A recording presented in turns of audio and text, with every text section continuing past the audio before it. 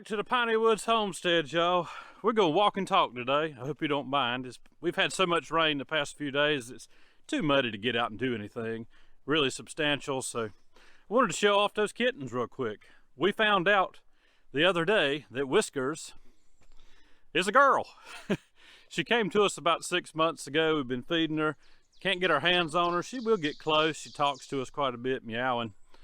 But I noticed something wandering through the weeds by the sawmill, and it was 4 little kittens following Whiskers underneath a slab pile. I guess she had delivered them under there, but they're over a month old now, probably. Lisa said probably about 6 weeks. She's a cat expert around here.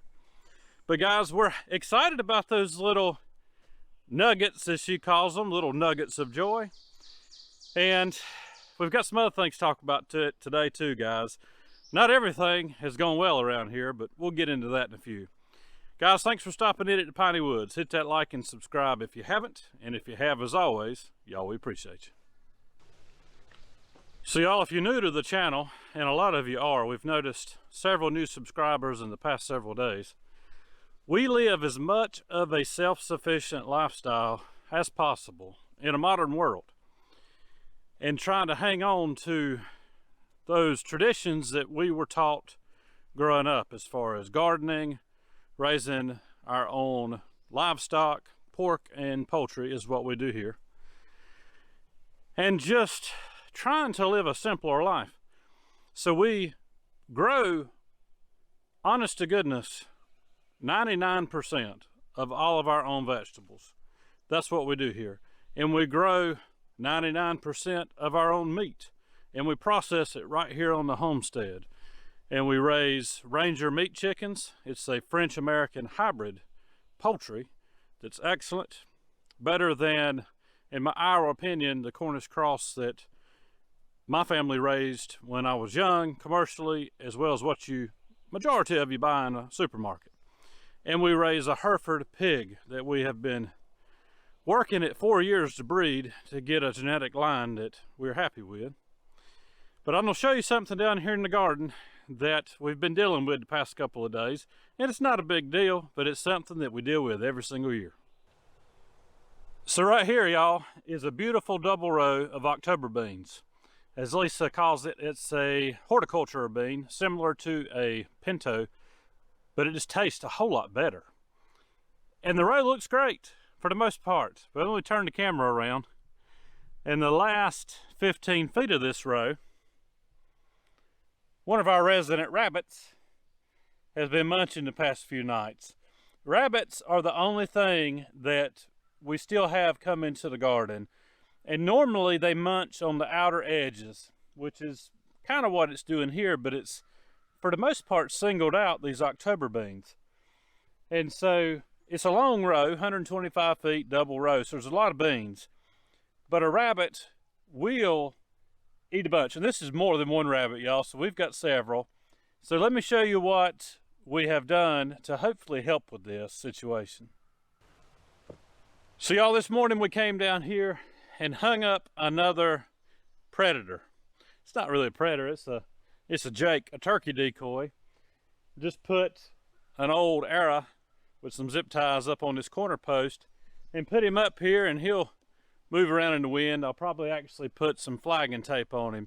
We have one down at the other end of the garden, a hen up on another corner post, along with a scarecrow down here, our super crow, if you remember him.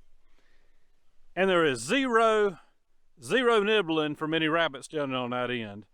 And so this morning I told Lisa, I said, we need to put another decoy up down here to make it look like there's a predator.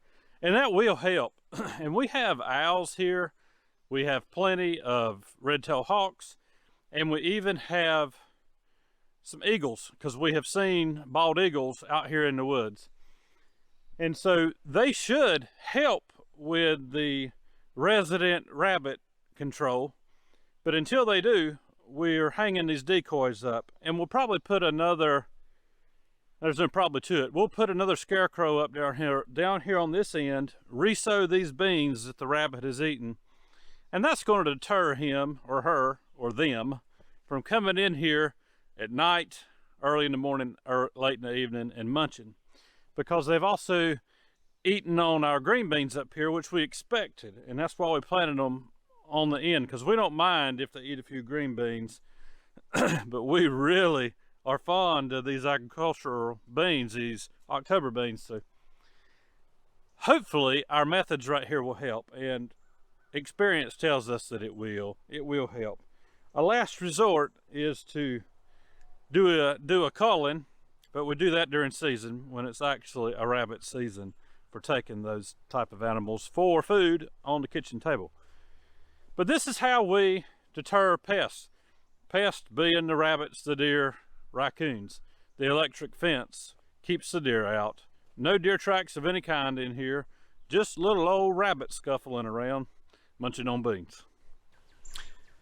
Lisa's flowers are really starting to pop. We've had probably 1.5 inches of rain over the past 3 to 4 days.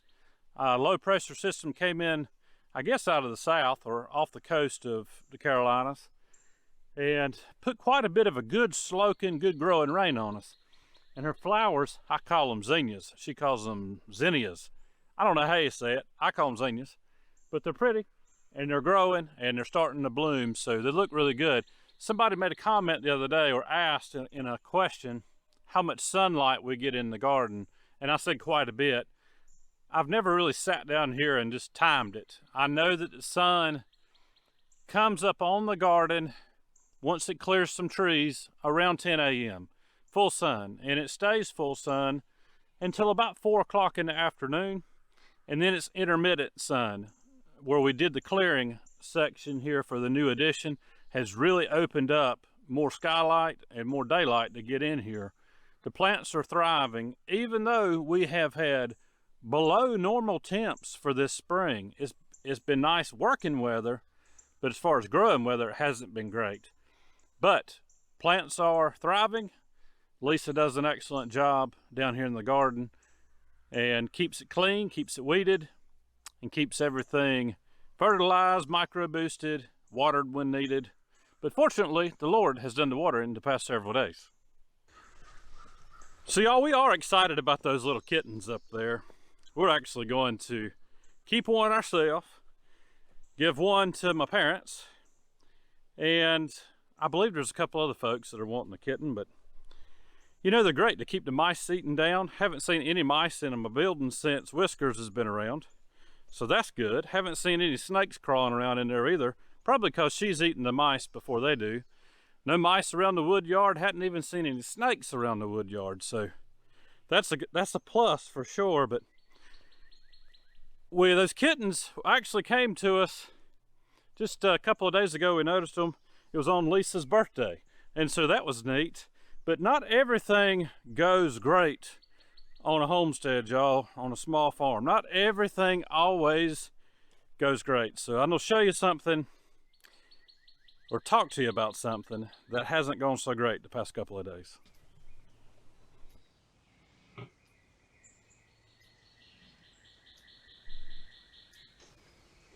So yesterday evening when we came down to feed up the pigs, I noticed that Buttercup was laying on her stomach inside of her little barn up here, the barn that we use for farrowing, for dispatching the animal when it's time to process a pig.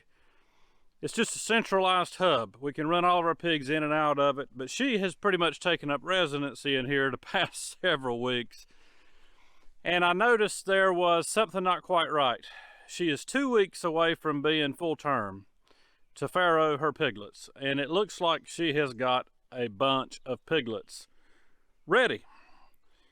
But the only problem was I noticed something wasn't right. She was in labor. She actually walked with me. She came out of the barn, walked with me out in the woods a ways. I wanted to check and make sure she hadn't aborted some pigs and they were laying out there. There were none, so she came back into the barn, and in just a few minutes she delivered a stillborn, or what's considered an aborted pig. Once you hit 100 days, it's pretty much considered an aborted pig. The piglet, as far as development, looked to be just fine. It wasn't quite fully developed, obviously, because 2 weeks from farrowing. And so Lisa and I were really concerned last night that Buttercup, and I may have said Dixie, y'all, we've got so many pigs that, well, we've only got two breeders, but I get it mixed up once in a while. But we were concerned that because she had aborted one, delivered it dead, that the rest of them inside of her would be the same way. And so I called my dad up, and because he's the expert when it comes to pigs, because he has raised thousands of pigs in his younger years, and he told me, he said, honestly, son, just let her be. Give her space. You've got her shut up inside of the barn. She's comfortable. We hung a heat lamp just in case she delivered some viable pigs. She has not delivered any more pigs overnight. There's no more indication that she's going to deliver any pigs as of immediately. She's comfortable. There's no sign of labor. She's eating, drinking, being vocal, laying down, standing up, walking around. So we are hoping that there was just too many pigs and she needed to make some room. And hopefully the rest of these piglets will go on to term. We don't know, y'all. It can happen and it cannot happen. So we'll just have to wait and see what transpires. And y'all, there's all kinds of things that can lead to miscarriages in your pigs, stillbirths, abortions, or full-term delivery and having dead pigs. She is a first-time sow. She's gilt, and she's getting ready to be a first-time mother. And she is right at a year old now. And so a first-time farrowing can be difficult for a new pig, for a new mother. And so there could be some reason for the complication. I don't know. It's probably not a mineral or vitamin deficiency because we have them on a really strict regimen of feed, high quality feed that we use, high protein, well, I say high, 16% protein, and all kinds of trace minerals that the pigs receive as a complete balanced diet. Plenty of exercise. You just don't ever know, y'all. You don't ever know when you're raising animals what's going to happen. We had one Ranger chick dead the other morning. That happens, y'all. You cannot expect 100% return on every animal that you're trying to produce. The good thing is that Dixie's pregnancy is looking very good. She's healthy. Buttercup's healthy. She is 100% better looking this morning than she was yesterday evening. We were concerned, but all that you can do is, the way we do it here anyways, what we do is we provide plenty of clean bedding inside of the farrowing barn, a source of heat in case she were to deliver some viable piglets at 2 weeks prior, which is honestly highly unlikely. But since she is no longer appears to be in labor, we are hoping and praying that she will be able to maintain that pregnancy for another 10 to 12 days. And then we're looking at a pretty good chance of a successful farrowing. But guys, living this way is not easy. A lot of folks make it look glamorous, especially on YouTube, like it's easy peasy lemon squeezy. Y'all, it is not. You got to get your hands dirty. You're going to sweat. You're going to have loss of life on your little farm. Not every animal that you breed and raise is going to make it to full term to where you can process it and put it on your supper table. It's just not always going to work that way. But in all things, I was telling Lisa this last night, you know, we were concerned about the pig, but it's not our first rodeo, y'all. We've been raising pigs for a while now. We've dealt with miscarriages. We've dealt with injuries as far as like hamstrings, things like that, getting twisted up, walking in frozen mud and stuff like that, y'all. But in all things, we give thanks, because even if a pig farrowing goes as according to plan, we give thanks. If it doesn't go as according to plan, we still give thanks, because God Almighty is in control, and He loves us and He cares for us, and He knows even with a pig that you're raising, what's right and what's wrong. And so there could have been something wrong with the piglet. There could have been something that was going to subject Buttercup to harm. And so the piglet was aborted. You just don't ever know, y'all. There's not an answer for every single thing when it comes to raising your own animals. There's not an answer for everything. There's a lot of good knowledge out there, experience, and that's how we get the knowledge, is from experience. But there's not an answer for every little thing. But we're thankful. We've got new kittens here on the homestead. Looking forward to getting one of those. And we hopefully are going to have some pigs. But guys, just to walk and talk with you today. Hope that's all right. Oh, and got me a new hat coming. This one's getting mighty wore out, so got me a couple new hats coming. I'm excited about that. Guys, y'all have a good day, a great week. We'll see you with something a little bit more exciting. Lord willing, and the creek don't rise too high on the next one.